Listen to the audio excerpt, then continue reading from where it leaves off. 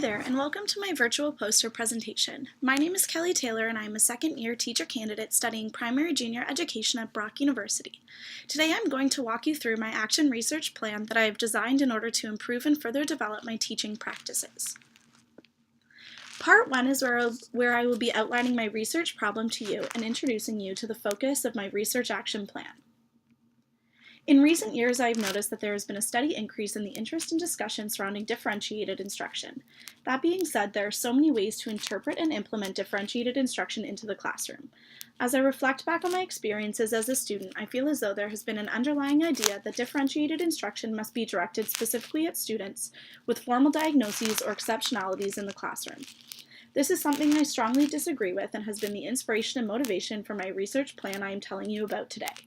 We are fortunate enough to live where education is a right for all students, but what happens to the students who need extra support and assistance in the classroom? Although the Education Act states that schools must provide exceptional students with appropriate special education programs, it is crucial that educators extend this way of thinking to include all students who have individual needs. That being said, I have struggled personally to differentiate and support 20+ students with different needs and learning styles, all at the same time. This has inspired my research problem and has pushed me to focus on how we, as educators, can ensure that we are fulfilling our duties to support every student we teach. After examining the research problem, I have narrowed down my focus and developed 2 research questions that will fuel the remainder of my action plan. The first question looks at differentiation in a larger sense. How can I ensure that I am supporting my students with exceptionalities that are identified on a formal IEP while not failing to neglect those who have less apparent needs but still require assistance and differentiation? The second question begins to get more specific and looks at strategies and resources that could be used. What tools and resources can I use to provide appropriate differentiated instruction and help meet the needs of all students in my classroom? Before we dive deeper into the action plan and specifics of the problem, it is important to look at what goes into differentiated instruction and truly understand what the terms involved mean. I selected 5 important terms that are relevant to this study and can be defined as the following. Differentiated instruction is effective instruction that is responsive to students' readiness, interests, and learning preferences. I just want to make a note here and point out that this definition states nothing specifically about students with exceptionalities or diagnoses. It is simply aimed at providing students with all interests and preferences the supports they need in the classroom. Accommodations are supports or services that are not provided to the general student population, but are required by individual students with special needs to help them achieve learning expectations and demonstrate learning. Modifications, on the other hand, are changes made in the appropriate grade level expectations for a subject or course in order to meet a student's learning needs. Special education in general is an education program that is based on and modified by the results of continuous assessment and evaluation and contains a plan specific to the needs of an exceptional student. Lastly, the Individualized Education Plan, or IEP as we often refer to it, is a written plan describing the program and/or services required by a particular student that is based on the assessment of their individual strengths and needs. Why these definitions specifically, you might ask? When implementing strategies and tools in the classroom in order to meet the needs of your students, it is important to understand these terms. What is the difference between an accommodation and a modification? Are you making these changes because you have to, according to an IEP, or are you simply trying to support your students as best you can? Can you implement differentiated instruction without having to label it as special education? It is crucial to understand these terms in order to appropriately apply differentiated instruction in the classroom, especially when you are doing so with the hopes of supporting all learners. Before moving on to the next portion of the plan, there are some questions that I would like to address that will set us up for the remainder of this presentation. How can we ensure that differentiated instruction is being implemented consistently and appropriately? How can we ensure that educators have the knowledge, confidence, and ability to implement these strategies effectively? Is differentiated instruction an effective tool in all subject areas and across all grade levels? In what ways can we implement differentiated instruction strategies to support our students? We are now going to move into the actual creation and organization of the action research plan. We will be looking at data collection and analysis, research considerations, and possible implications.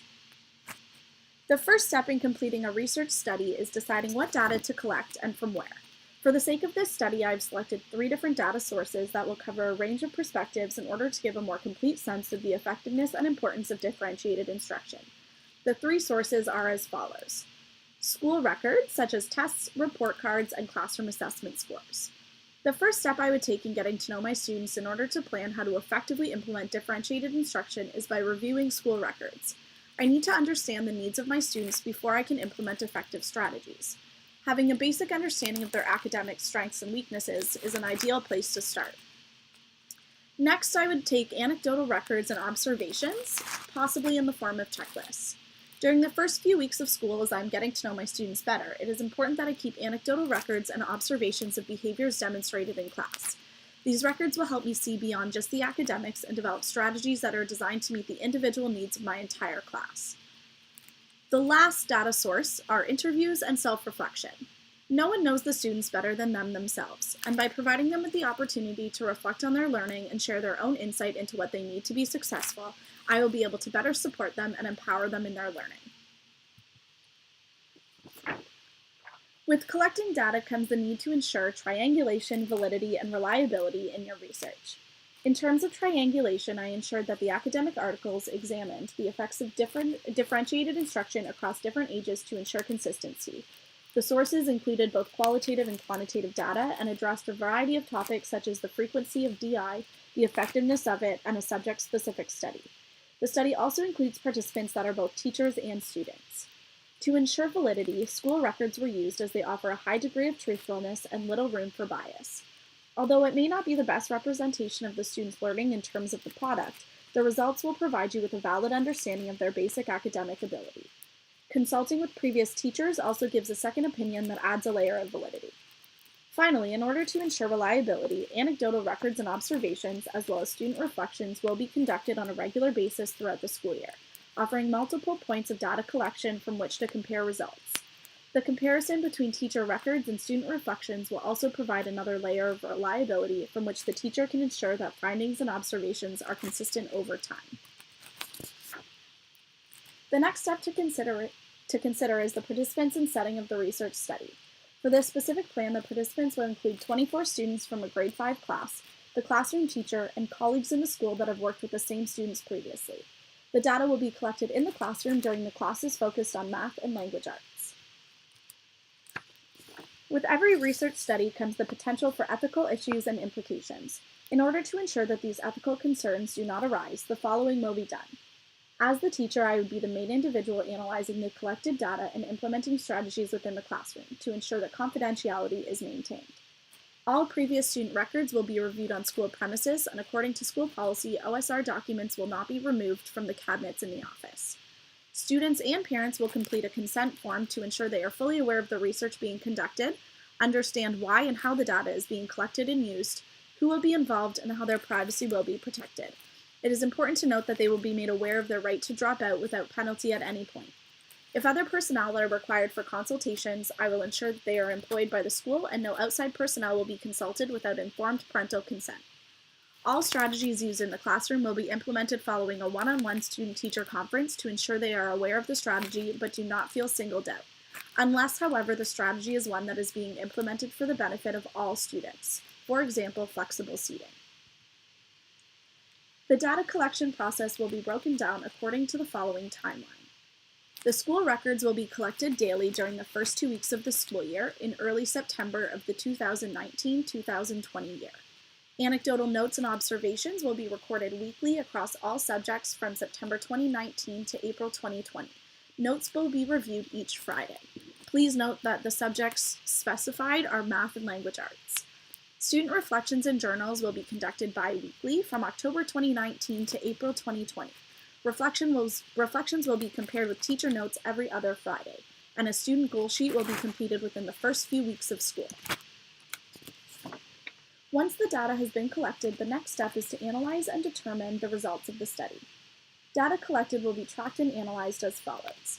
Student records. The teacher will record student report card grades from the previous 2 years and input results on an Excel spreadsheet, creating a triple line graph to display trends in student scores. Anecdotal records and observations. The teacher will record data on the following 3 elements: academic strengths and weaknesses, learning skills and work habits, and behavioral observations.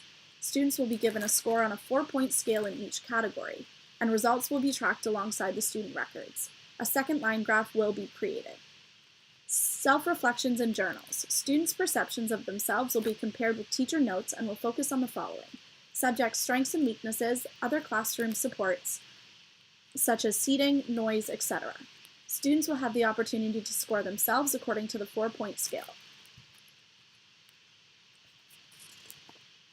The final step in the action research plan is to look at the academic articles reviewed in the beginning stages and understand their role in the creation of the entire plan. The first article that was reviewed was a study conducted by 2 scientists who were looking at the effectiveness and importance of implementing differentiated instruction in the classroom.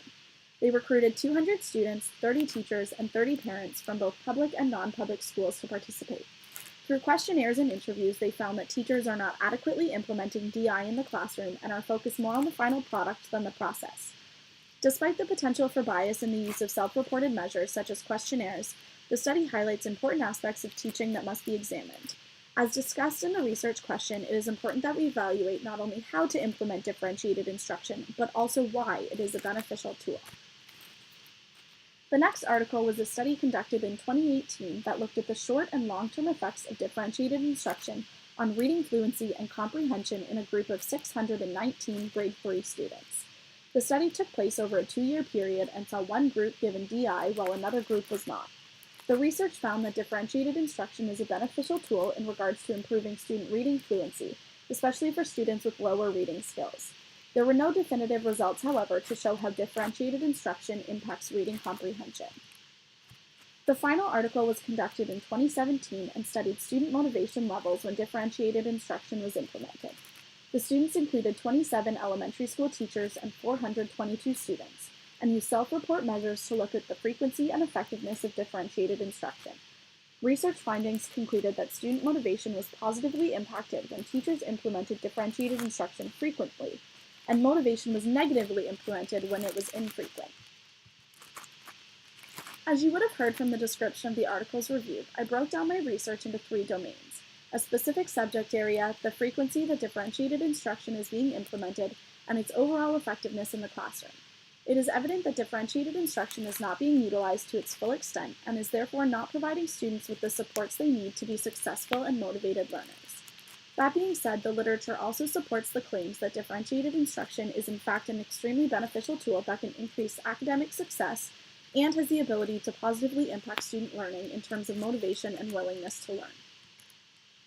It is also important to note that none of these articles focus on implementing differentiated instruction specifically to students with exceptionalities. Guy, Roy, and Valois found that differentiated instruction strategies allow students to accomplish tasks that match their abilities, which helps them achieve goals and feel competent.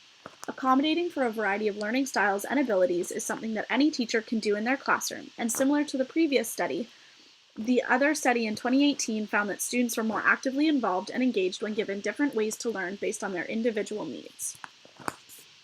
There has been a lot of evidence and support as to why differentiated instruction is important, but much of the focus has been on the lack of implementation that has been happening in classrooms thus far. Forster, Kowal, and Sauvigny have shown the effects that differentiated instruction can have when properly and consistently used within elementary school students. They also found that differentiating reading instruction could be implemented in whole classrooms with general education and showed positive growth in reading fluency. When teachers were encouraged to use this approach, it also caused a shift in their teaching behavior. Despite the clear connections to the research question, there are gaps and limitations that must be addressed. Each of the studies relied on some form of self-report measure of data collection that offers the potential for inaccurate or biased information which could impact the overall results and validity of the study.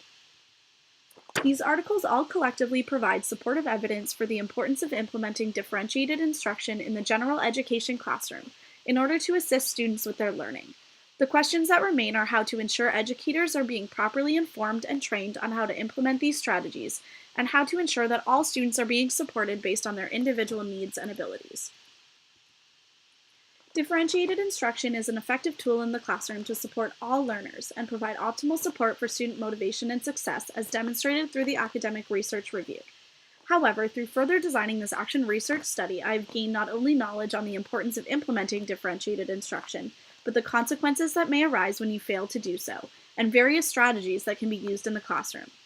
Equity versus equality is something I greatly value, and by taking these steps to accommodate for my students' individual needs, I feel as though I am doing my due diligence to provide them with the most safe, supportive, and successful classroom environment possible.